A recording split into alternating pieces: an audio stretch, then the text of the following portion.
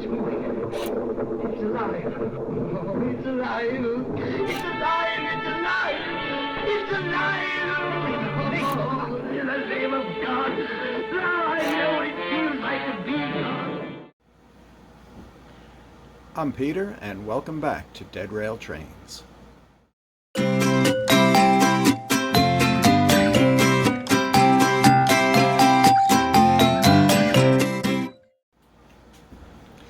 In this video, we're going to talk about a few changes that I made and some things that are actually finished.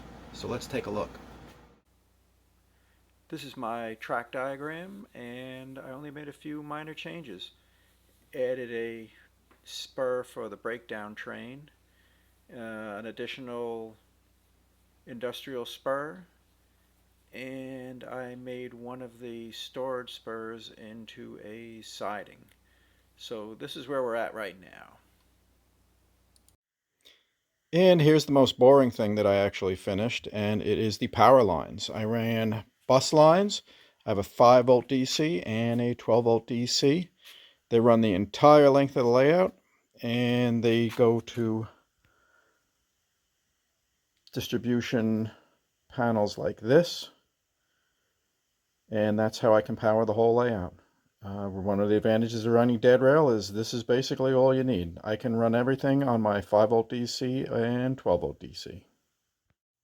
Here are my power supplies. I've got the 5-volt DC that I'm taking off an old computer power supply, and then a 12-volt DC. Again, when you run dead rail, this is it. Everything just powers accessories. I completed the storage yard. So I have one siding and 4 spurs to store trains. This is the majority of my collection. So my goal was to get all my trains on the layout, and we didn't quite make it, but we got quite a few of them on here. I won't be putting any uncoupler magnets in these tracks because most of my engines have coil couplers. So there's just no need. I finished the turntable. I used an Atlas turntable. You can't beat the price or ease of use. The Atlas turntable is made for Atlas track, but when you set the Atlas track on it, it's a little bit low, so I actually put pennies underneath it, underneath each spur for spacers to bring it up to the track level with the turntable. Hey look, there's Back to the Future. The only thing I had to add was the controls, and I just used this control knob. One way turns it clockwise, the other way turns it counterclockwise, and it is that simple.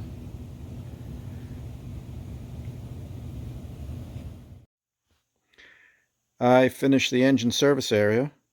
Well, not the buildings, but I did put in a siding for engine servicing and a spur for the breakdown train.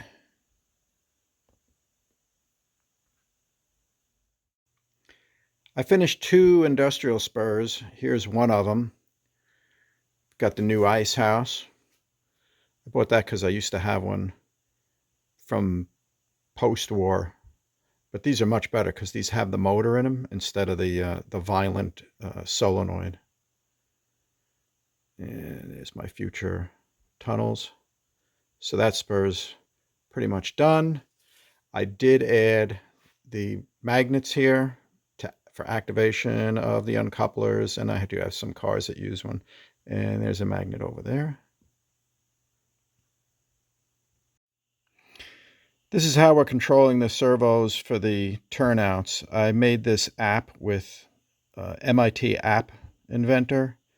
It's a free program online, and you can use it to create your own apps. I made this one for an Android. It's just an old hand-me-down cell phone. And what you can see is there's a Bluetooth connection. I'll go over the ESP32. That's the processor I use. So this connects to that via Bluetooth. And you could see the little connection light in the top left tells me I'm connected. If it does accidentally disconnect, there is an alarm that will go off and let me know. And all you do is when you want to change a turnout, we start them all green. That's what the bottom left button is. That changes them all to green.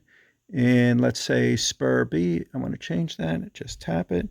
It'll change and then go to red and hit it again. It'll change, go to green, and that's all mainline. So the top one is one main line and the bottom run is the second main line. So again, all green means you can run the main line. If any of them are red, it means that spur or siding is open. And there we go. It's as easy as that. As I mentioned, I use the ESP32 processor for this, and I keep it in this box. And there it is. All the turnouts are run by this ESP32 processor. I wrote the code with a lot of help from some other people, and I used one of the online code generators, and I also wrote the code myself. So that's the ESP32. I actually put a relay in below it that if this disconnects from the phone, an alarm will go off. The alarm is actually the horn house. So that will go off if this disconnects. And everything is kept neat into this box. Another Amazon find.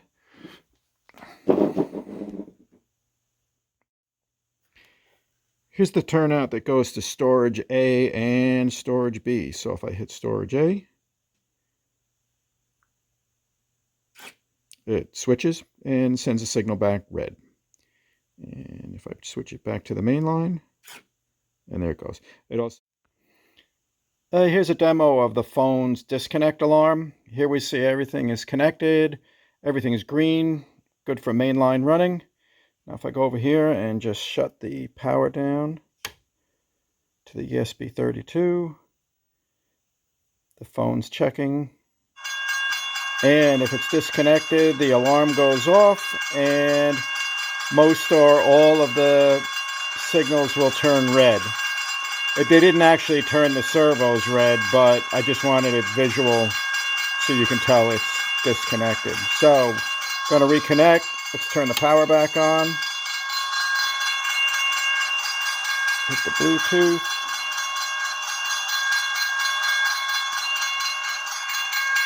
It's that one.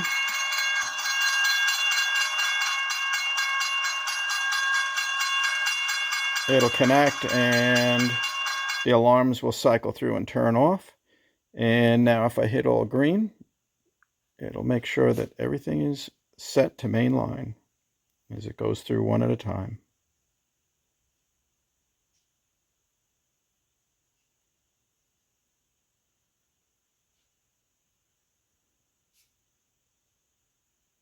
And we're good to go. As I mentioned, I finished both main lines. So who wants to see some trains run?